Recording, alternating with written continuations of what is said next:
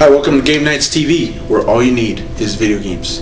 This is Game Knights TV episode 2, and we're in for an awesome episode. Happy Easter, I hope you guys had some fun, and today you're in for a wild ride. We have a lot of stuff to cover. We have next-gen consoles, game updates, and a bunch of more cool stuff you don't want to miss. So, without further ado, here we go with game updates with Matthew and Josh. Take it away. Thank you, Mario. My name is Joshua Garcia, and I'm here with Matt, and we're going to be talking about the new generation consoles. Take it away, Matt. Thank you. Well, I'm here to talk about the 720 rumors and news, and they're actually throwing in the idea of augmented reality in the whole room. It's going to be just pictures or whatever on the wall, and actually it's going to immerse the player now into the environment of the game. People are spreading rumors that it's not going to have the optical drive, that all the games are going to come with the code. It's going to be downloaded directly to the system. So no more taking your games over to your friend's house. You got to take the whole damn thing, unplug it, pull, and just take it over to your friend's house. That kind of stinks right there. Yeah, that sucks. It ruins the whole gaming experience. A social gaming experience anyways, now that everything's online. But anyways, not having an optical drive is really a downfall because, you still can buy the game, but, the rest of the game you have to buy online or purchase and still download it. So you're only getting half the game when you purchase it right off the back as a disc. And back then, everything was on the cartridge or everything was on the disc itself. But now, which just kind of sucks. What if people don't have internet? They're not going to be able to get the full aspect of the game. Yeah, we're going to see what happens to GameStop, because GameStop's really good about, buying and selling their games. And so they're probably going to hurt the most when it comes to just everybody staying at home, still on their consoles, not having to go to a friend's house just because you can just go online, lock yourself away, and live in the virtual world. Leading off from what you said, the PS4 is also doing something where you won't be able to have an optical drive to buy discs and play games where everything has to be downloaded. But that's not up to them, it's to the publishers for them to decide. Some online passes you have to pay, if you buy a used game, which is kind of sucks. Unless you buy it new, it just comes right away with it. Some of the new games too, actually. In fact, Injustice is doing it too, where they're not selling the season pass with the game. You have to buy the game new and buy the season pass separate. It's kind of stupid. That is pretty dumb. Yeah. I mean, why sell it separately? Why not just have it with the game? Why not just give it to them free if they buy it used? People want to experience the online. Why would they have to pay if they already had bought or spent $40 on a pre-owned game? Not only is it going to suck for the PS4 having to pay for an online gaming, for your PS4 games and stuff, it's going to even suck, hopefully, most likely for the 720 if it goes down, because not only are you going to have to pay for your internet bill, your Xbox Live, and a season's pass if it goes down for each game that you buy. It's going to really suck, trust me. What do you think about the situation, Matt? Well, yeah, I mean, for those of us that have an Xbox, you're already paying so much just to play one game. And now that you're going to be paying for more for each individual game, that's where all your money's going to go. Especially for new games that are coming out and that are coming out more recently, it's just a whole lot of money. It's a big money cluster. It's going to be hard for some people. Yeah. Really hard. I'm also reading some information online. I read about the Ouya. It's I don't know. It's a pretty weird system. It's an Android based. You think it's a dumb console? Yeah. I don't know what to think. I've seen some videos of the games and it's what it can do. I don't know. I'm still in debate about it. I don't know if it's going to be in competitive with the 720 or PS4, but we're going to see what happens. Oh, some positive things about the Ouya is it's affordable for people that can't really afford a system. It comes with free game. All the games on it are pretty much free to play, and having all the games that you find on freearcadegames.com all on a system format. Okay, let's see the cons. Let's see, it's outdated. It's 20 years behind. I mean, it's going to be cheap to begin with. You already know it's not going to be powerful enough like the Xbox or PS3. Most of the games don't even look that good. Really. Why are you so against the Ouya? Do you is there some beef? You have some beef with it? Have you seen the demos for the games that it offers? I mean, it looks like I'm looking back at first off the name. I don't know why you name your system. Oh yeah. It makes you question what they were doing when they were coming up with the name. That's a joke. I have a few theories. I don't want to hear those theories. It's an outdated console. It just feels like It's basically the games you could play on your phone, but in the version of a console on your TV. It feels as if you're online on your computer playing, say, like arcade games. Like a random free game you'd find online. Basically, they're going to put it all into just this small system that you can just play on your that's computer. built for those games, but yet it's exactly not like a computer. And even the controller too looks a little bit outdated. I mean, the buttons, the layout is like basically like the prototype of a Sega Genesis controller. It's not going to have the power of the newest consoles that you see or the ones that are coming out later this year. We have to see what in the near future what information comes out about the Ouya. And on to our next segment with Phil And Fabian. with new game releases. Thanks, guys. We're going to be talking about the new releases coming out, specifically Bioshock Infinite. Bioshock Infinite is a big difference in the first two, but it's also very similar. Whereas it's not set in the same areas, like under the water. It's instead above ground, and there's like floating things everywhere. The colors are bright, vivid. It's a different look on the same kind of concept of game. This is an overview of the games. We're not actually reviewing the games since they haven't come out yet. So we're just going to be talking about what was shown about the game and how it looks interesting. Bioshock Infinite looks beautiful, actually. Quite gorgeous. It has a lot of different types of enemies in this one. The characters are more intertwined with each other, so you get a better emotional feeling with each character, and they have a lot of twists were to be expected, at least one big one. Another new release this month was Tomb Raider.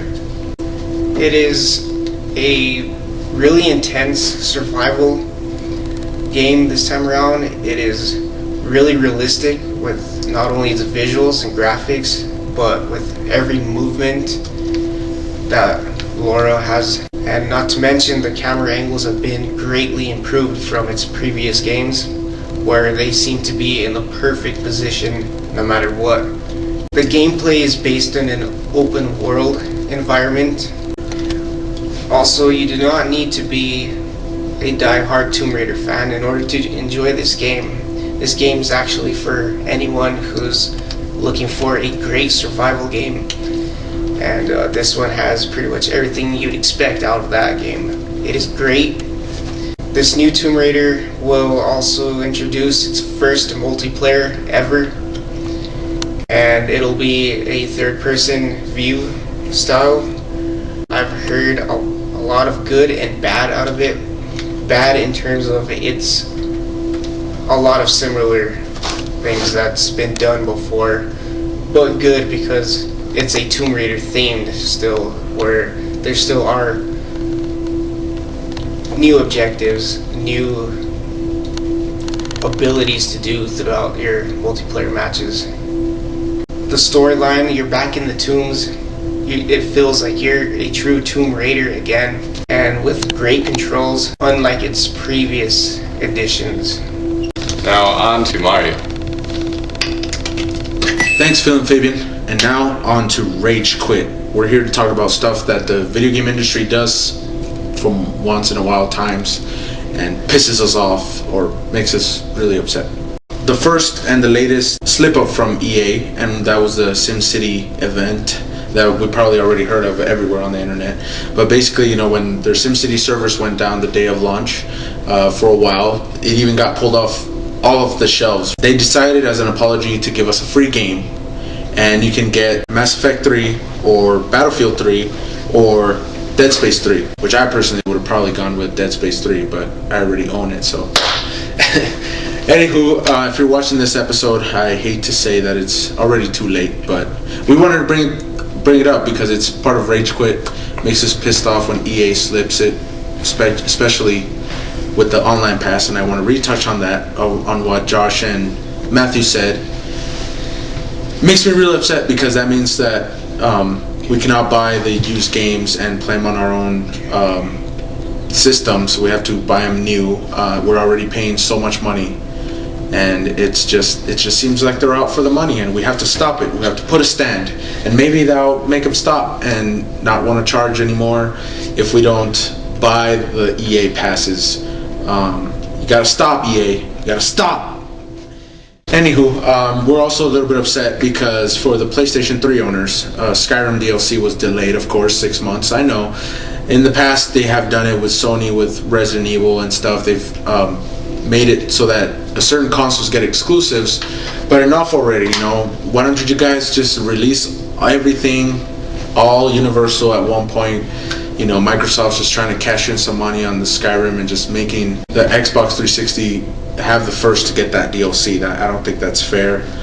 Even though I do own a 360, it's about equality. It's about making sure to talk about amongst your friends. You know, could have a friend that has a PS3, you want to feel free to say, hey, you've played Dragonborn, you've played, you know, all the new DLCs for Skyrim. You know, you can't do that because they're like, I don't have a 360, and you know, I think that's really messed up. I can understand stuff like Gears of War being exclusive, or God of War. You know, those are exclusive games, and I can understand that's fine. They decide to stick with one system, but though, if you plan to really release it to everybody, don't make the DLC or certain features exclusive. I mean, Street Fighter Cross Tekken tried doing it where only the PlayStation can play 2-on-2 matches. I mean, I think that was bogus, and you know, we all spoke how we felt, and they fixed it. They got a patch so that the Xbox can also play 2-on-2 matches. It's just not fair. So you gotta stop with the exclusives.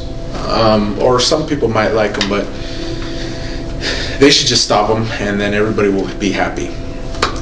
Everybody happy! And that kind of brings me to the whole re-releasing. You know, re-releasing games kind of is part of the whole, let's milk the cow, you know, milk the money cow, whatever you want to call it. You're just trying to re-release the same game over and over, and especially for hardcore fans, you know, I'm speaking to you, Capcom, with your Ultimate Marvel vs. Capcom and Super Street Fighter 4 Arcade Edition, and of course the latest Street Fighter Cross Tekken bullcrap.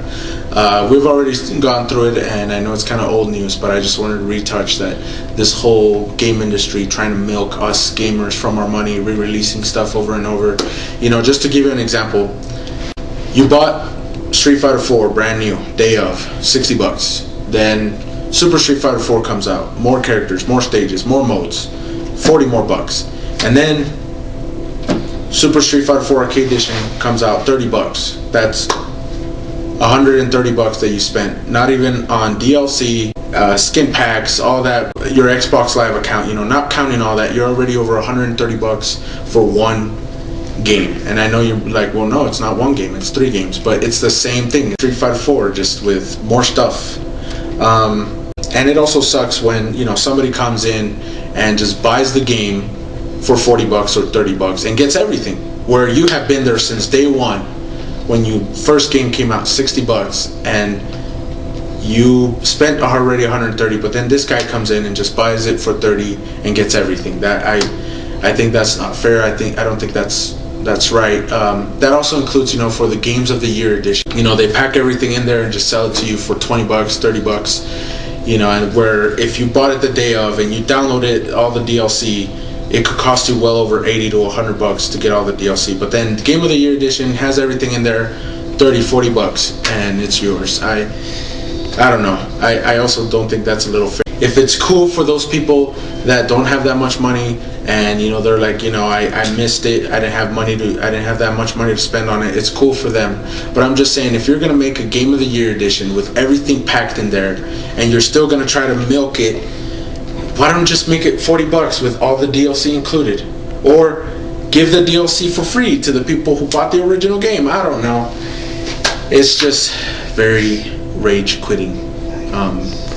In the end, if you love your game, you're gonna spend money on it. I'm just saying, let's just hope history doesn't repeat itself, and we have a video game crash in the 2010s, 2020s, because of all this bullcrap with EA passes, season passes, DLC exclusives, and re-releasing games like crazy. I think that is gonna flood the market, and history is going to repeat itself, and I hope Capcom and Nintendo and everybody learns from their mistakes and says, we gotta stop.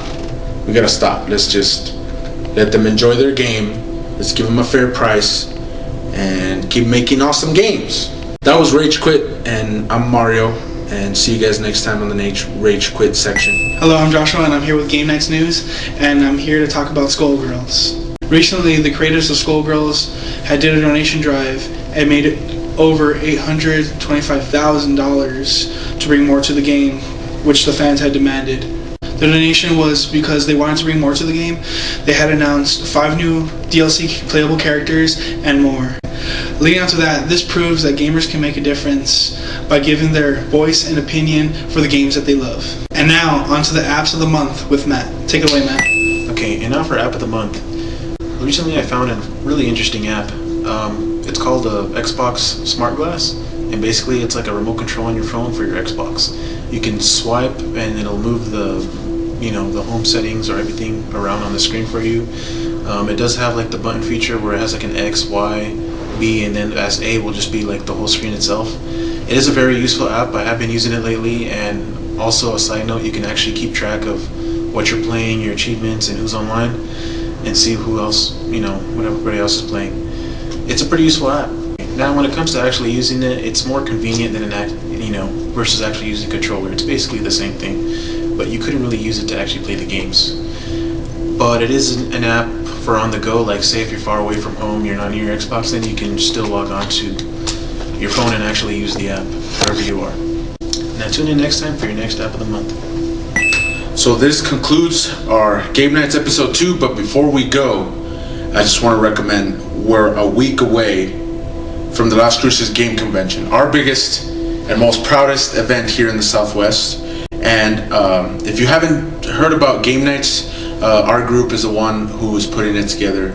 We organize everything. We get our sponsors, we get all of our equipment, we get all of our TVs and systems and games, and bring it all together to put on a big event for you guys. And come on down, show your support. DC Douglas, who has voiced Albert Wesker and a lot of other characters, is coming down to be signing autographs, and he's our special VIP LCGC guest, so don't miss out. You want to be there to meet him.